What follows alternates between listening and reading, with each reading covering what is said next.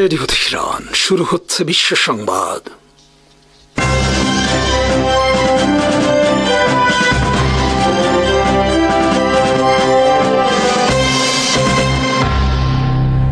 শুরুতেই সংবাদ শিরোনাম। পাকিস্তান সৌদি আরব ঐতিহাসিক প্রতিরক্ষা চুক্তি স্বাক্ষর, শঙ্কিত ভারত। কাতারের মতো তুরস্কে হামলার পরিকল্পনা ইসরায়েলের। ব্রিটেনে $200 বিলিয়ন বিনিয়োগের ঘোষণা যুক্তরাষ্ট্রের। ঐতিহাসিক এক প্রতিরক্ষা চুক্তি স্বাক্ষর করেছে পাকিস্তান ও সৌদি আরব। এই চুক্তিতে বলা হয়েছে, পাকিস্তান বা সৌদি আরব কোনো দেশ শত্রু রাষ্ট্র দ্বারা আক্রান্ত হলে তা উভয় দেশের বিরুদ্ধে আক্রমণ হিসেবে গণ্য হবে। এক দেশ আক্রান্ত হলে অন্য দেশ এগিয়ে আসবে আক্রান্ত দেশকে রক্ষায়। সৌদি আরব সফরে পাকিস্তানের প্রধানমন্ত্রী শাহবাজ শরীফ বুধবার এই চুক্তিতে স্বাক্ষর করেন। সৌদি আরবের পক্ষে চুক্তিতে স্বাক্ষর করেন সৌদি আরবের ক্রাউন প্রিন্স ও প্রধানমন্ত্রী মোহাম্মদ বিন সালমান। চুক্তি স্বাক্ষরের পর প্রকাশিত যৌথ বিবৃতিতে বলা হয়েছে, শত্রুর আক্রমণ প্রতিহত করার লক্ষ্যে উভয় দেশ সামরিক দিক দিয়ে শক্তি অর্জন করবে এবং এক্ষেত্রে একে অপরকে উভয় দেশে সহযোগিতা করবে। রিয়াদে দ্বিপাক্ষিক বৈঠকে শাহবাজ এবং সালমান বুধবার আলোচনা করেছেন দুই দেশের প্রতিরক্ষা সম্পর্ক বৃদ্ধির উপায় নিয়ে। নাম প্রকাশে অনিচ্ছুক সৌদি আরবের এক কর্মকর্তা আল জাজিরাকে বলেছেন, এটা একটি খাঁটি প্রতিরক্ষা চুক্তি দুই দেশের মধ্যে। পাকিস্তান ও সৌদি আরব উভয়ের পক্ষ থেকে প্রতিরক্ষা চুক্তিকে ঐতিহাসিক এক মাইল ফলক হিসেবে আখ্যায়িত করা হয়েছে। চুক্তির ফলে ভবিষ্যতে পাকিস্তানের সামরিক খাতে উল্লেখযোগ্য পরিমাণ বৃদ্ধি পাবে সৌদি আরবের বিনিয়োগ। দুই দেশ নিয়মিতভাবে সামরিক প্রশিক্ষণ এবং মহড়ার আয়োজন করবে। আর এ নিয়ে বর্তমানে গভীরভাবে শঙ্কিত পাকিস্তানের চিরশত্রু ভারত। পাকিস্তান সামরিক দিক দিয়ে শক্তিশালী হলেও অর্থনৈতিকভাবে দেশটি বর্তমানে খুবই নাজুক অবস্থানে রয়েছে। সে কারণে দেশটি সামরিক খাতে উপযুক্ত অর্থ ব্যয় করতে পারছে না।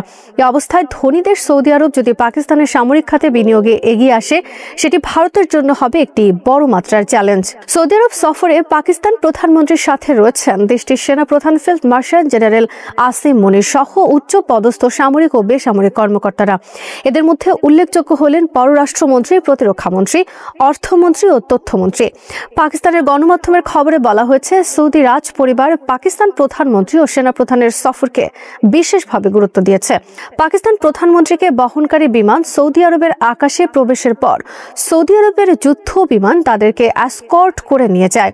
এরপর রিয়াদে সৌদি রাজ প্রাসাদের আঙিনায় অত্যন্ত সৌহার্দ্যপূর্ণ পরিবেশে পাকিস্তান প্রধানমন্ত্রীকে বরণ করেন সৌদি ক্রাউন প্রিন্স মোহাম্মদ বিন সালমান সহ উচ্চ পদস্থ কর্মকর্তারা। এদিকে পাকিস্তান আর্মি বেলুচিস্তানের খুচদার জেলায় হত্যা করেছে ভারতপন্থী আরও 5 সন্ত্রাসী।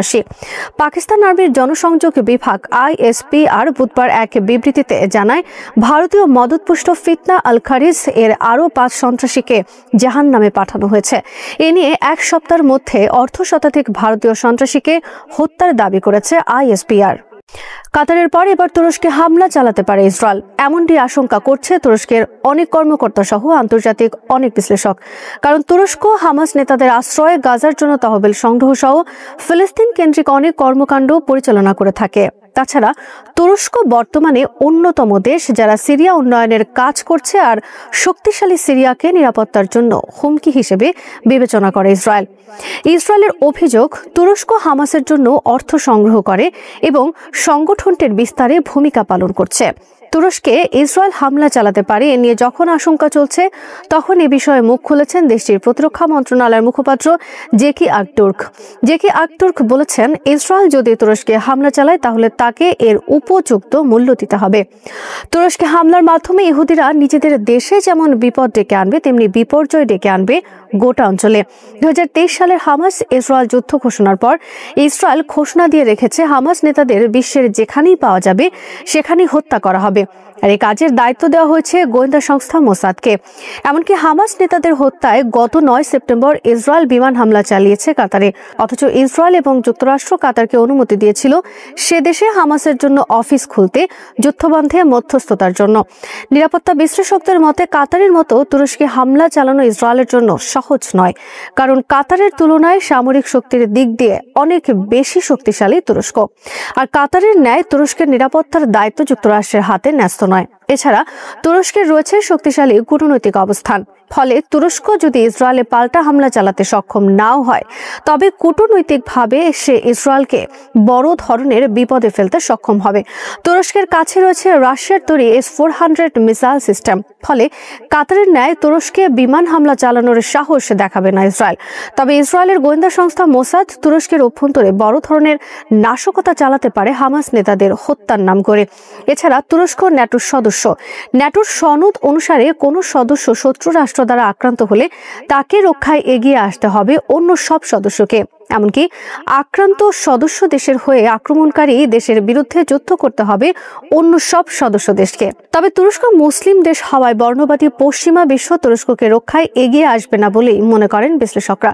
কিন্তু তাতেও গোটা বিশ্বে প্রশ্নবিদ্ধ হবে ন্যাটো এবং পশ্চিমা বিশ্ব। বড় ধরনের বিভক্তি দেখা দেবে ন্যাটোতে, কারণ ন্যাটোর নেতৃত্বকারী দেশ যুক্তরাষ্ট্র ইসরায়েলের পক্ষে। তুরস্ক ইসরায়েল আকাশপথে দূরত্ব 800 কিলোমিটারের বেশি। আর তুরস্কের কাছে থাকা সবচেয়ে দীর্ঘ পাল্লার নিজস্ব তৈরি মিসাইল হলো টাইফুন ব্লক 4। এর পাল্লা 800 থেকে 1000 কিলোমিটার। গত জুলাইয়ে তুরস্ক এই মিসাইল প্রকাশ্যে হাজির করে। এটি একটি হাইপারসনিক মিসাইল।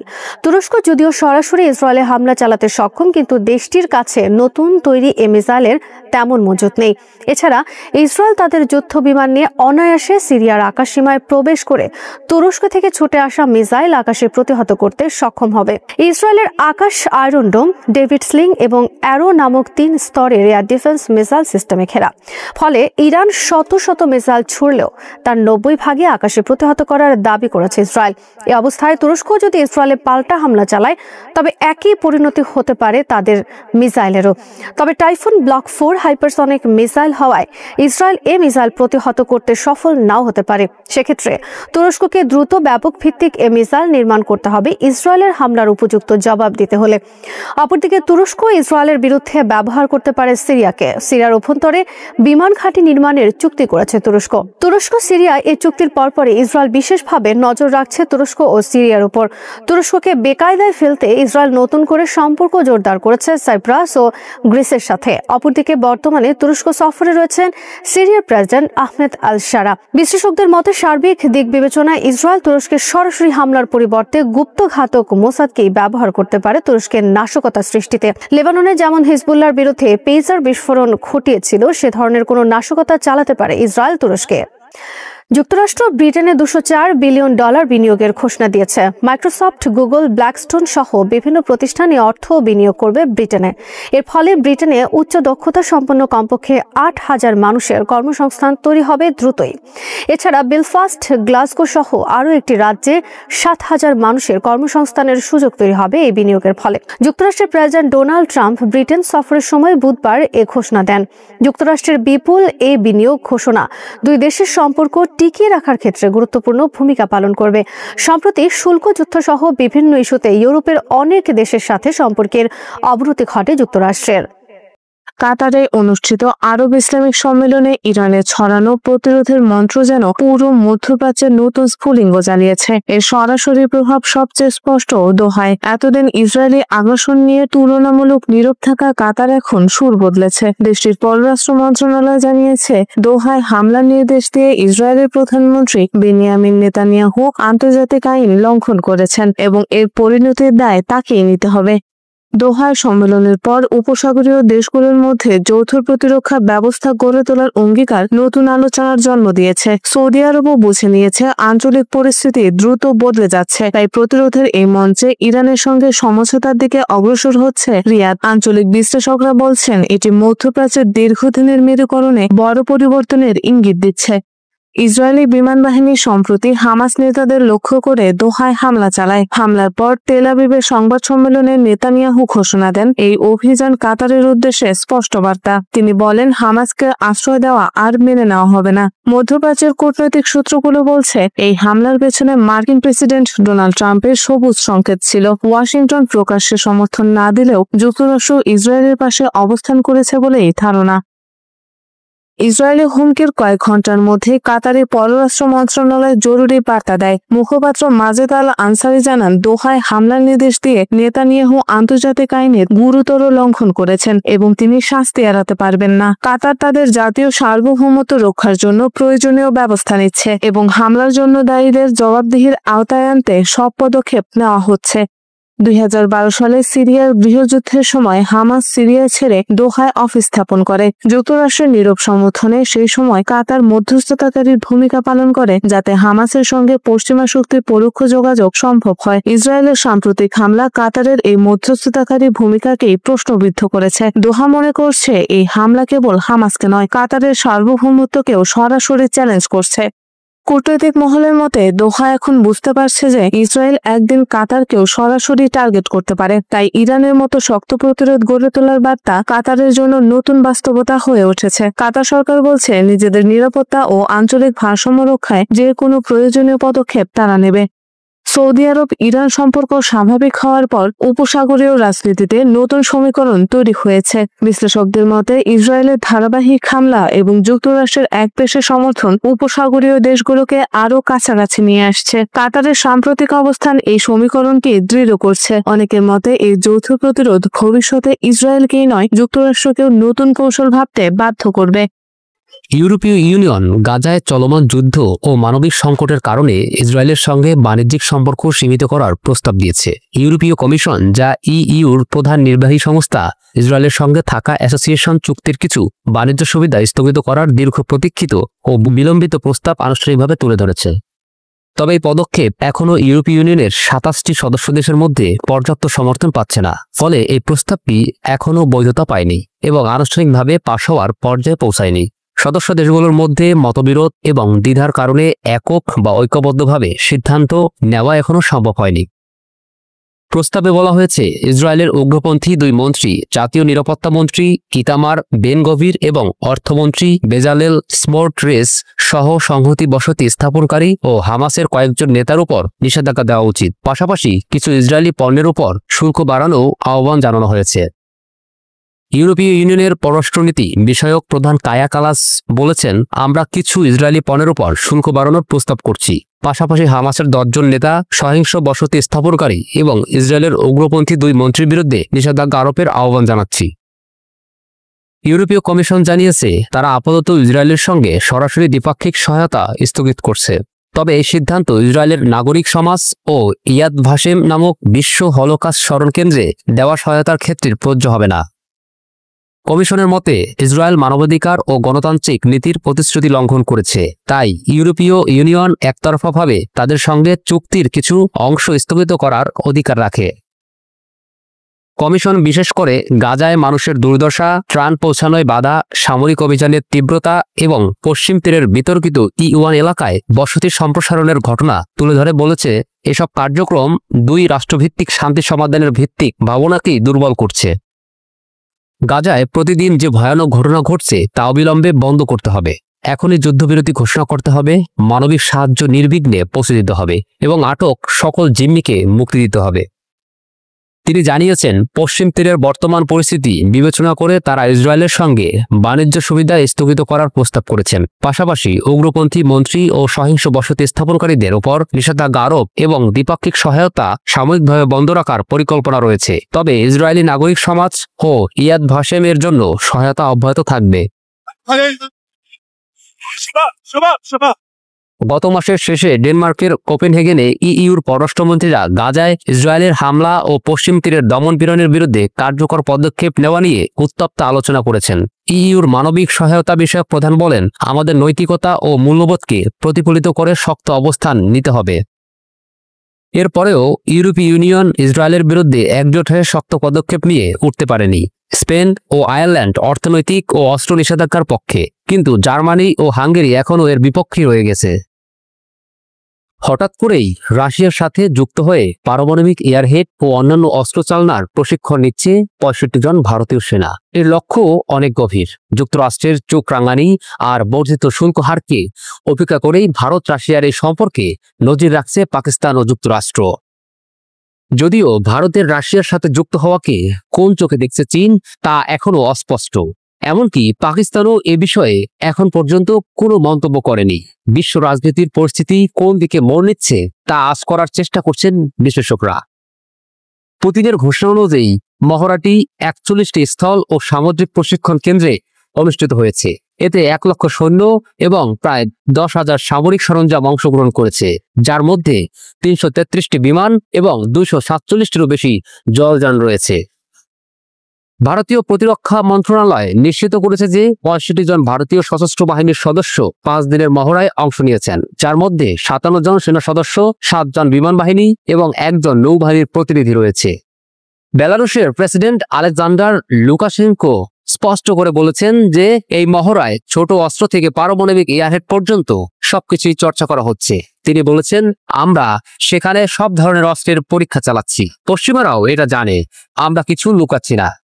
বিশেষতভাবে উদ্বেগজনক যে মহড়ায় রাশিয়ার অত্যাধুনিক ওয়েরসনিক হাইপারসনিক ক্ষেপণাস্ত্রের পরীক্ষা অন্তর্ভুক্ত ছিল, যা গত নভেম্বরে ইউক্রেনে প্রথমবারের মতো ব্যবহৃত হয়েছিল। রাশিয়ার প্রেসিডেন্ট ভলোদিমির পুতিন নিজনি নভগোরদ অঞ্চলে এক অপ্রত্যাশিত সফরে জানিয়েছেন যে 1 লাখ সৈন্য এই জাফত 2025 মহড়ায় অংশ নিয়েছে। সামরিক পোশাক পরিহিত পুতিন তার প্রতিরক্ষা মন্ত্রী আন্দ্রেই ব্যালোভসভ ও তার ডেপুটির কাছ থেকে ব্রিফিং নিয়েছেন। আশ্চর্যজনকভাবে এই মহড়ায় ভারত ছাড়াও ইরান, বাংলাদেশ, বুরকিনা ফাসো, গণতান্ত্রিক কঙ্গো প্রজাতন্ত্র এবং মালির সেনাবাহিনী অংশগ্রহণ করেছে।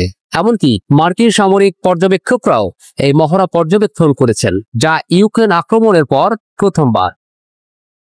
ভারতের এই অংশগ্রহণ এমন সময় এসেছে যখন মার্কিন ভারত সম্পর্ক তীব্র টানাপোড়েনে রয়েছে। ট্রাম্প প্রশাসন ভারতীয় পণ্যের উপর প্রথমে 25% এবং পরে অতিরিক্ত 25% শুল্ক আরোপ করে মোট 50% শুল্ক বসিয়েছে। এই শুল্কের অর্ধেক ভারতের রাশিয়ান তেল কেনাকাটার জন্য শাস্তি হিসেবে আরোপিত। ভারত শীতকালীন যুদ্ধকাল থেকেই নিরপেক্ষ অবস্থান বজায় রেখেছে এবং রাশিয়ার সাথে ঐতিহ্যগত প্রতিরক্ষা সম্পর্ক বজায় রেখেছে। বর্তমানে ভারতের সামরিক সরঞ্জামের বেশিরভাগই রাশিয়া থেকে আসে, যদিও গত 2 দশকে নয়াদিল্লি অস্ত্র আমদানিতে বৈচিত্র্যকরণের চেষ্টা করেছে। বিশেষজ্ঞরা উদ্বেগ প্রকাশ করেছেন যে এই মহড়ায় ভারতের অংশগ্রহণ এশিয়ায় চীনের বিপরীতে একটি গুরুত্বপূর্ণ মিত্র হিসেবে মার্কিন যুক্তরাষ্ট্রকে হারাতে পারে। পশ্চিমা সামরিক বিশেষজ্ঞরা বলেছেন যে এই বহুজাতিক মহড়া ইউরোপকে ভয় দেখানোর জন্য পরিকল্পিত। গত সপ্তাহেই পোল্যান্ড এবং ন্যাটো জানিয়েছে যে তারা পোলিশ আকাশসীমায় প্রবেশকারী রাশিয়ান ড্রোন গুলি করে নামিয়েছে। ইউরোপীয় ইউনিয়নও ভারতের রাশিয়ান তেল কেনাকাটা এবং সামরিক মহড়ায় অংশগ্রহণকে দুই পক্ষের মধ্যে ঘনিষ্ঠ সম্পর্কের পথে বাধা হিসেবে অভিহিত করেছে। ভারত ইউক্রেন যুদ্ধ শুরুর পর থেকে রাশিয়ান তেল আমদানি রেকর্ড পরিমাণে বৃদ্ধি করেছে, যা ক্রেমলিনকে পশ্চিমা নিষেধাজ্ঞা এড়াতে সহায়তা করেছে। এমনকি ট্রাম্পের শুল্ক আরোপের পরও ভারত রাশিয়ান অশোধিত তেলের আমদানি বৃদ্ধি করে আগস্টে দৈনিক 20 লাখ ব্যারেলে পৌঁছেছে। এই উত্তেজনার মধ্যেও কূটনৈতিক সমাধানের চেষ্টা অব্যাহত রয়েছে। গত সপ্তাহে মার্কিন ভারত বাণিজ্য আলোচনা ইতিবাচক বলে বর্ণিত হয়েছে। ট্রাম্প এমনকি মোদির 75তম জন্মদিনে ফোনেও কথা বলেছেন, যেখানে মোদি তাকে আবারও বন্ধু হিসেবে উল্লেখ করেছেন। এই ঘটনা ভারতের কৌশলগত স্বায়ত্তশাসনের নীতি এবং বহুমুখী কূটনীতির জটিলতাকে তুলে ধরে। একদিকে যেখানে নয়াদিল্লি মার্কিন যুক্তরাষ্ট্রের সাথে কাঠজোট এবং চীন মোকাবেলায় সহযোগিতা করছে, অন্যদিকে রাশিয়ার সাথে ঐতিহ্যগত সম্পর্ক বজায় রাখছে। এই ভারসাম্যের রাজনীতি বিশ্বব্যাপী ভূরাজনৈতিক সমীকরণে নতুন মাত্রা যোগ করেছে এবং বহুমেরু বিশিষ্ট বিশ্ব ব্যবস্থার দিকে এগিয়ে যাওয়ার ইঙ্গিত দিচ্ছে। এবার চীনের সামরিক দুর্বলতা খুঁজে পেলেন আন্তর্জাতিক নিরাপত্তা বিশ্লেষকরা। দ্বিতীয় বিশ্বযুদ্ধের অবসানকে ঘিরে বিশাল সামরিক কুচকাওয়াজ বিশ্বজুড়ে আলোচনার ঝড় তুললেও বিশেষজ্ঞদের মতে শক্তি প্রদর্শনের আড়ালে স্পষ্ট হয়েছে সেনাবাহিনীর ক্রমাগত ত্রুটিও। দ্রুত আধুনিক অস্ত্রভাণ্ডার বাড়লেও যৌথ যুদ্ধকৌশল, কেন্দ্রীয় কমান্ড এবং নন কমিশনড অফিসারদের নেতৃত্বগুণে চীন এখনও যুক্তরাষ্ট্রের তুলনায় পিছিয়ে, যা দেশটির সবচেয়ে বড় অস্বস্তির কারণ। 1986 সালের গোল্ড ওয়াটার নিকোলাস আইন যুক্তরাষ্ট্রের সশস্ত্র বাহিনীকে একক কমান্ডে আনার পথ তৈরি করেছিল। ভিয়েতনাম যুদ্ধের অভিজ্ঞতা ও ইরানি জিম্মি উদ্ধারে ব্যর্থতা থেকে শিক্ষা নিয়ে গড়ে ওঠে এই সংস্কার, যার ফলে মার্কিন সেনারা আজ যে কোনো সামরিক থিয়েটারে নৌ, স্থল ও আকাশ বাহিনীর সমন্বয়ে যৌথ অভিযান চালাতে পারে। যুক্তরাষ্ট্রের প্রতিরক্ষা বিশেষজ্ঞরা মনে করেন, বিশ্বের অন্য কোনো সেনাবাহিনী এতটা সম্মিলিতভাবে কাজ করতে সক্ষম হয়নি যতটা মার্কিন বাহিনী এখন করতে পারে। এর বিপরীতে মার্কিন গবেষণা সংস্থা র্যান্ডে একটি রিপোর্টে স্বীকার করেছে চীন এখনও যৌথ বাহিনী পরিচালনায় পিছিয়ে। যৌথ কমান্ডার তৈরিতে ঘাটতি, বিভিন্ন শাখার সেনাদের একসঙ্গে প্রশিক্ষণের অভাব, এমনকি কমান্ড কাঠামো গড়ে তুলতে না পারাই পিএল এর বড় দুর্বলতা। চীনের কমিউনিস্ট রাজনৈতিক কাঠামো সেনাদের মধ্যে আস্থা ও দলের বদলে ভয় তৈরি করেছে। দলীয় আনুগত্যে ব্যর্থ হলেই যে কোনো জেনারেল বা কমান্ডার মুহূর্তে অপসারিত হতে পারেন। এমন এক অস্থিরতা সব স্তরের কর্মকর্তাদের উদ্যোগী হতে নিরুৎসাহিত করেছে। MITর চীন গবেষকের বিশ্লেষক বলছে, এই পাল্টাপার্জের আতঙ্ক সেনাবাহিনীর শীর্ষ পর্যায় থেকে শুরু করে নিচের র্যাঙ্ক পর্যন্ত ছড়িয়ে পড়ছে, যার ফলে নেতৃত্ব ও সমন্বয়ে ভয়াবহ অচলাবস্থা দেখা দিয়েছে। চীনের সেনাবাহিনীর দুর্বল দিকগুলোর একটি হলো নিম্ন পদস্থ নেতৃত্বের অভাব। যুদ্ধক্ষেত্রে মুহূর্তের মধ্যে সিদ্ধান্ত নেওয়ার জন্য NCO বা নন কমিশন অফিসারদের ভূমিকা অত্যন্ত গুরুত্বপূর্ণ। যুক্তরাষ্ট্রে প্রশিক্ষিত সার্জেন্ট ও কর্পোরালরা দ্রুত সিদ্ধান্ত নিয়ে পুরো যুদ্ধ পরিকল্পনাকে এগিয়ে নেন। এ কারণেই তাদের সামরিক মেরুদণ্ড বলা হয়। কিন্তু চীনে একই স্তরের অফিসারদের সিদ্ধান্ত নেওয়ার স্বাধীনতা সীমিত। কঠোর কেন্দ্রীভূত কাঠামো এবং স্বৈরশাসনের কারণে তারা কৌশলগত ঝুঁকি নিতে ভয় পান। ফলে যুদ্ধক্ষেত্রে দ্রুত ও স্বতঃস্ফূর্ত উদ্যোগ দেখা যায় না। 2022 সালে ইউক্রেনে রাশিয়ার ব্যর্থতা এই সত্যকে স্পষ্ট করেছে। কিয়েভ দখলের পরিকল্পনা ছিল শক অ্যান্ড অর্থাৎ বহুমুখী আক্রমণের মার্কিন ধাঁচের যৌথ অভিযান। কিন্তু নিম্নপদস্থ নেতৃত্বের ঘাটতি ও সমন্বয়ের অভাবে সেই পরিকল্পনা প্রথম ধাক্কাতেই ভেঙে পড়ে। বিশেষজ্ঞদের মতে চীনের অবস্থাও আলাদা নয়। প্রচুর ট্যাঙ্ক, যুদ্ধবিমান এবং ক্ষেপণাস্ত্র থাকা সত্ত্বেও যুদ্ধের অনিশ্চয়তা সামলাতে দক্ষ ও স্বাধীন নেতৃত্ব ছাড়া এই হার্ডওয়্যার কার্যকর হবে না। চীনের সামরিক শক্তি নিয়ে বিশেষজ্ঞরা মনে করিয়ে দিচ্ছেন, যুক্তরাষ্ট্রের বিশেষ অপারেশন বাহিনীর সেই পুরনো শিক্ষা মানুষ হার্ডওয়্যারের চেয়ে গুরুত্বপূর্ণ আর গুণগত মান সংখ্যার চেয়ে শক্তিশালী। তাদের মতে চীনের দ্রুত সামরিক সরঞ্জাম বৃদ্ধি এই মৌলিক নীতিকে উপেক্ষা করছে। আধুনিক অস্ত্রের পাহাড় গড়ে তুললেও যোগ্য জনবল ও সমন্বিত যুদ্ধকৌশল ছাড়া সেই অস্ত্রভাণ্ডার বাস্তব সংঘাতে সীমিত প্রভাবই ফেলতে পারে। বিশেষজ্ঞদের মতে সম্ভাব্য কোনো সংঘাতে চীনের কাঠামোগত দুর্বলতাই যুক্তরাষ্ট্রের জন্য সবচেয়ে বড় কৌশলগত সুবিধা। যৌথ বাহিনীর সমন্বয়, দ্রুত সিদ্ধান্ত গ্রহণের ক্ষমতা এবং নন কমিশন অফিসারদের সক্রিয় নেতৃত্ব যুক্তরাষ্ট্রকে যে কোনো আকস্মিক পরিস্থিতিতে এগিয়ে রাখবে। চীনের আধুনিক অস্ত্রভাণ্ডার যতই শক্তিশালী হোক, শেষ পর্যন্ত যুদ্ধের ফলাফল নির্ভর করবে দক্ষ মানব সম্পদ ও কার্যকর নেতৃত্বের উপর। কলম্বিয়া মার্কিন সম্পর্কে নতুন টানাপোড়েন দানা বেঁধেছে। যুক্তরাষ্ট্র থেকে সব ধরনের অস্ত্র ক্রয় স্থগিত করল কলম্বিয়া। ওয়াশিংটনের পুতুল প্রেসিডেন্ট না হওয়ার ঘোষণাও দেন প্রেসিডেন্ট পেট্রো। প্রেসিডেন্ট ট্রাম্পও এক হাত দেখে নেওয়ার সিদ্ধান্ত নিলেন। যুদ্ধের হুমকিতে পুরো অঞ্চল জুড়ে তীব্র উত্তেজনা বিরাজ করবে। প্রেসিডেন্ট পেট্রো যুক্তরাষ্ট্রের মাদক বিরোধী নীতি ও কোকেন উৎপাদনের দাবিকে চ্যালেঞ্জ জানিয়েছেন। তার সরকার আগের চেয়ে বেশি কোকেন জব্দ করেছে এবং দেশের মাদক বিরোধী কার্যক্রমের স্বাধীনতা বজায় রেখেছে। এই পদক্ষেপের মাধ্যমে তিনি মার্কিন প্রশাসনকে সরাসরি বার্তা দিলেন। পেট্রোর মার্কিন বিরোধী অবস্থান আন্তর্জাতিক মহলে আলোচনার ঝড় তুলেছে। কলম্বিয়ার স্বরাষ্ট্রমন্ত্রী ঘোষণা দেন, যুক্তরাষ্ট্র থেকে আর কোনো অস্ত্র ক্রয় করবে না দেশটি। প্রেসিডেন্ট পেট্রো যুক্তরাষ্ট্রকে দেশীয় রাজনীতিতে নাক গলানোর অভিযোগে অভিযুক্ত করেছেন। তিনি যুক্তরাষ্ট্রের উদ্দেশ্য বলেন, কলম্বিয়াকে মন গড়া কথা বোঝানো যাবে না। কলম্বিয়ানরাই ঠিক করবে দেশের সামরিক ও প্রতিরক্ষার ভবিষ্যৎ। মার্কিন প্রেসিডেন্ট ট্রাম্প সম্প্রতি কলম্বিয়াকে মাদক বিরোধী জোট থেকে বাদ দেন। কোকেন উৎপাদন বৃদ্ধি নিয়ে সতর্ক করেন তিনি এবং প্রয়োজনে ব্যবস্থা গ্রহণের কথাও জানান। দুই প্রেসিডেন্টের পাল্টাপাল্টি কথার লড়াই বোগোটা ও ওয়াশিংটনের সম্পর্ককে আরও জটিল করছে। বিভিন্ন সূত্র জানায়, প্রতি বছর কলম্বিয়ার মাদক বিরোধী কার্যক্রমে প্রায় $380 মিলিয়ন সহায়তা করে যুক্তরাষ্ট্র। পেট্রো যুক্তরাষ্ট্রের সাহায্যের ওপর নির্ভরশীলতা কমাতে চান এবং কোকেন চাষীদের প্রতি সহানুভূতি ও মানবিক নীতি অব্যাহত রাখতে চান। মাদক বিরোধী নীতি রক্ষা করার বিষয়ে এসব কথা বলেন পেট্রো। মার্কিন পররাষ্ট্রমন্ত্রী মার্কো রুবিওর সমালোচনার কড়া জবাব দেন পেট্রো। তিনি বলেন, ল্যাটিন আমেরিকার জলাশয়ে বেসামরিক নৌকার উপর বিমান হামলা চালানোই আসল অস্থিরতা। তার মতে এই ধরনের কঠোর নীতি শুধু ব্যর্থই নয়, বরং পরিস্থিতিকে আরও জটিল করে তুলছে। 2023 সালে কোকেন উৎপাদনে ব্যবহৃত জমির পরিমাণ প্রায় 3 গুণ বৃদ্ধি পেয়েছে। বিশ্বজুড়ে কোকেনের বাড়তি চাহিদা এবং যুক্তরাষ্ট্রে ফেন্টানিলের বিস্তারের এই পরিস্থিতির জন্য দায়ী করেন পেট্রো। তার মতে মার্কিন মাদক নীতি কার্যত ব্যর্থ হয়েছে এবং তা পুনর্গঠন করা জরুরি। উল্লেখ্য, যুক্তরাষ্ট্র সহ নানা দেশে শক্তিশালী ব্যথানাশক ফেন্টানিল প্রায়ই কোকেন, হেরোইন বা অন্যান্য মাদকের সঙ্গে মিশিয়ে বিক্রি করা হয়, যা হঠাৎ ওভারডোজের ঝুঁকি কয়েক গুণ বাড়িয়ে তোলে। পেত্রো সামরিক ও রাজনৈতিকভাবে স্থিতিশীলতা রক্ষা করার জন্য মার্কিন নীতির সঙ্গে দ্বন্দ্ব চালিয়ে যাচ্ছেন। 2024 সালে গাজায় ইসরায়েলের অমানবিক হামলা ও গণহত্যার জেরে কলম্বিয়া ইসরায়েলের সঙ্গে কূটনৈতিক সম্পর্কও বিচ্ছিন্ন করেছে। শ্রোতা বন্ধুরা, বিশ্ব সংবাদে এই ছিল আমাদের সর্বশেষ আয়োজন। সঙ্গে থাকার জন্য আপনাদের সবাইকে অসংখ্য ধন্যবাদ।